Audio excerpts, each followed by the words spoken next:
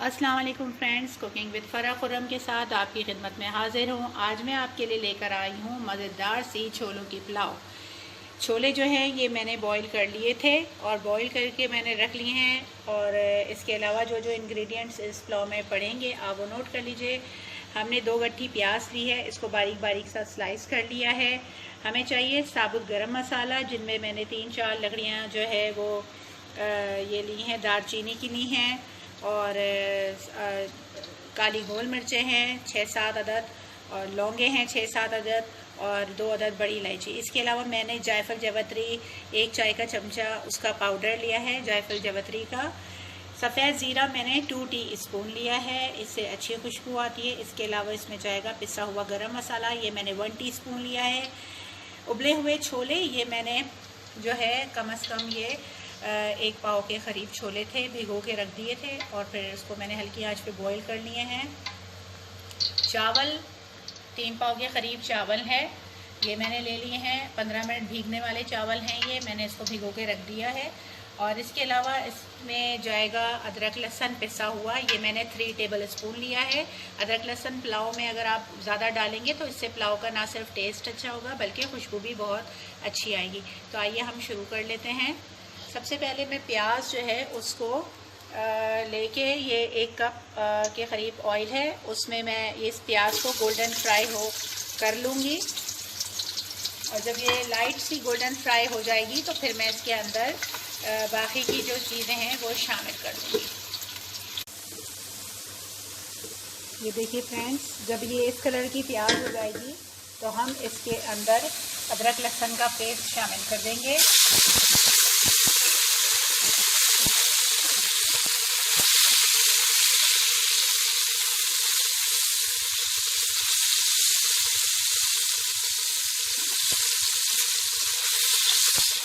और थोड़ा सा चमचा चलाएंगे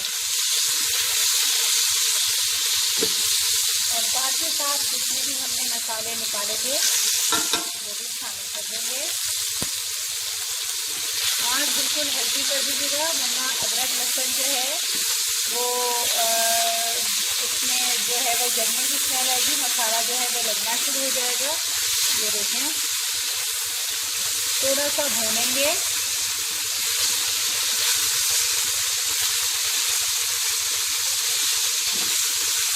और फिर हम इसके अंदर शामिल कर देंगे ये उबले हुए छोले।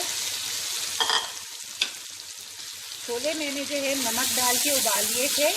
आप लोग भी अगर चाहें तो या तो फिर नमक डाल के उबाल लें या फीके भी उबाल सकते हैं, क्योंकि ज़्यादा टाइम नहीं लगता इस पुलाव को बनने में, क्योंकि छोले हमारे बिल्कुल डन हैं। अब बस ज़रा सा मैं भून लूँगी इसको और थोड़ा सा पानी डाल के ज़रा सा पका लूँगी, थोड़ा सा मज़ीद। फिर इसके अंदर मैं चावल जब ऐड करूँगी तो फिर मैं आपको दिखाऊँगी। ये देखिए फ्रेंड्स, मैंने छोले डाल के भी पानी डाल दिया था, तो ज़रा सा बिल्कुल आधे कप के करीब, ताकि अच्छी तरह जो है अदरक लहसुन में ये भी अच्छी तरह भुन जाए और इसका जो चने का जो जायका है वो इसके लहसुन उसके अंदर भी आ जाए। अब मैं इसके अंदर जो है चावल जो हमने भिगो के रखे थे, पानी मैंने उसका निकाल लिया है, 15 मिनट भीगने वाले चावल हैं। अब मैं इन चावलों को छोलों के अंदर शामिल करके पानी डाल के दम पे रख दूँगी। मैं चावल डाल देती हूँ उसके अंदर, फिर मैं आपको दिखाती हूँ। देखिए फ्रेंड्स, मैंने इसके अंदर चावल जो है वो शामिल कर दिए हैं। ये मैंने जो है इसके अंदर ये बे लीव्स भी डाल दिए थे 2 अदद, ये मैं आपको बताना भूल गई थी, इससे खुशबू अच्छी आती है। अब मैं इसके अंदर डालूँगी पानी, और पानी जो है मुझे बहुत ज़्यादा नहीं डालना है, वरना चावल जो है वो टूट जाएंगे। पानी में जो है इतना डालूँगी कि चावल इसी पानी के अंदर दम आ जाएं।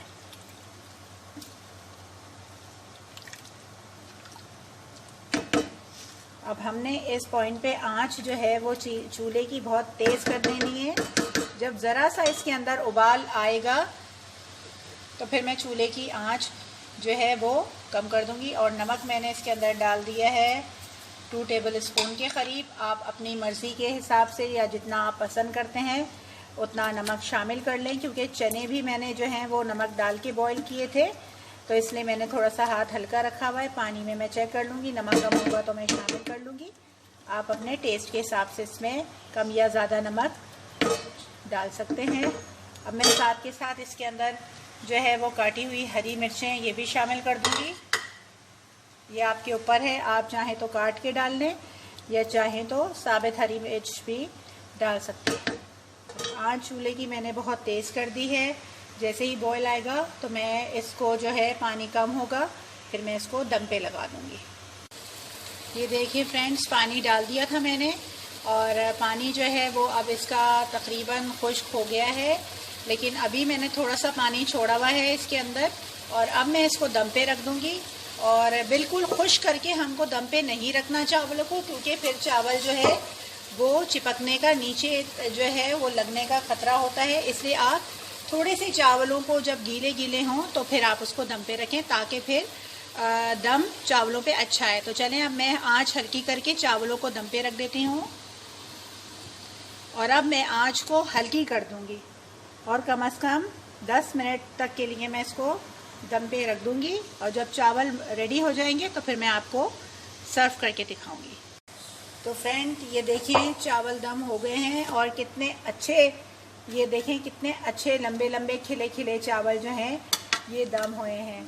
आप पानी का तनासुब जितना अच्छा रखेंगे चावल उतने ही अच्छे दम पे आएंगे। जहां आपका पानी ज़रा सा ज़्यादा हो गया तो आपके चावल जो है वो नरम पड़ जाएंगे और इसके अंदर जो है खूबसूरती नहीं आएगी। तो फ्रेंड्स ये देखें चावल का हमेशा जो है ना इतने इंच का पानी का जो है वो हिसाब रखना चाहिए, इतने उंगल पानी जो है वो हमेशा चावलों से ऊपर होना चाहिए।